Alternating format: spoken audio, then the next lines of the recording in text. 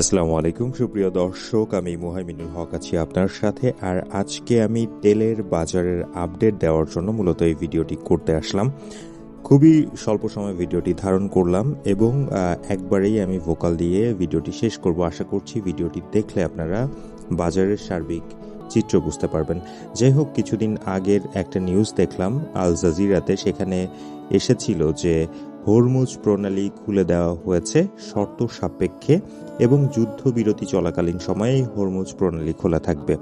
আমি এই drone fly করতে করতে রাস্তার পাশের যে গাড়ির দীর্ঘ সারি দেখতে পাচ্ছেন, এটাই ঠিক তেলের সারি, তেলের লাইনের জন্য অপেক্ষারত যানবাহন। এবং আগে যেটা ছিল সেটা হচ্ছে সুমাত্রা থেকে ইসিবি চত্বর অবধি এই লাইনটা গিয়েছিল, কিন্তু সেই লাইনটা সুমাত্রা থেকে ইসিবি চত্বর হয়ে ঘুরে তারপরে আবার কালশির দিকে এসেছে। তাহলে বুঝতে পারছেন যে আসলে লাইনটা কত বড়। যাই হোক, এখন গতকালকে আমি একটা নিউজ দেখলাম। গতকাল 19 এপ্রিল 2026 রাত 11:07 প্রকাশিত হয় এই নিউজটি প্রথম আলোতে। আমি সেই নিউজটি আপনাদের সামনে তুলে ধরছি। ইরানের বিপ্লবী গার্ড কোরের আইআরজিসি নৌবাহিনী জানিয়েছে হরমুজ প্রণালী বন্ধ করে দেওয়া হয়েছে। এই জলপথ দিয়ে যাওয়ার চেষ্টা করলে যে কোনো জাহাজকে লক্ষ্যবস্তু করা হবে। গুরুত্বপূর্ণ এই নৌপথ পুনরায় চালুর ঘোষণার মাত্র 24 ঘন্টারও কম সময়ের মধ্যে এটি একটি নাটকীয় পরিবর্তন। ইরানের স্টুডেন্ট নিউজ এজেন্সিতে গতকাল শনিবার প্রকাশিত এক বিবৃতিতে আইআরজিসি নৌবাহিনী বলেছে, যুক্তরাষ্ট্র ইরানি জাহাজ ও বন্দরগুলোর উপর আরোপিত নৌ অবরোধ তুলে না নেওয়া পর্যন্ত প্রণালীটি বন্ধ থাকবে। বিবৃতিতে আরও বলা হয়, এই অবরোধ ইরানে যুক্তরাষ্ট্র ইসরায়েলের যুদ্ধের চলমান যুদ্ধবিরতির লঙ্ঘন।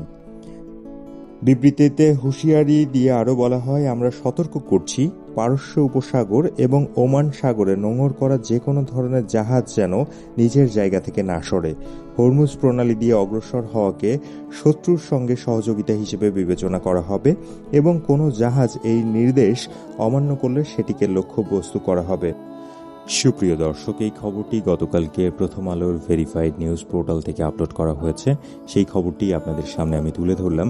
যাই হোক সুপ্রিয় দর্শক, আমি খুব স্বল্প সময় নিয়ে ভিডিও ধারণ করি এবং সেটা আপলোড করি, কারণ আমার দৈনন্দিন জীবনে যথেষ্ট ব্যস্ততম সময় কাটে। তো আপনারা যদি আমাকে সাপোর্ট করেন এবং আমার পেজটা যদি গ্রো করে, তাহলে আমি একটু সময় নিয়ে অনেক কোয়ালিটিফুল ভিডিও দিতে পারবো। আমি যদি 2-3 দিন চিন্তা করি, আপলোড ভিডিও ধারণ করি এবং সময় নিয়ে এডিট করে আপলোড করি, তাহলে ভিডিওগুলো অনেক সুন্দর হবে।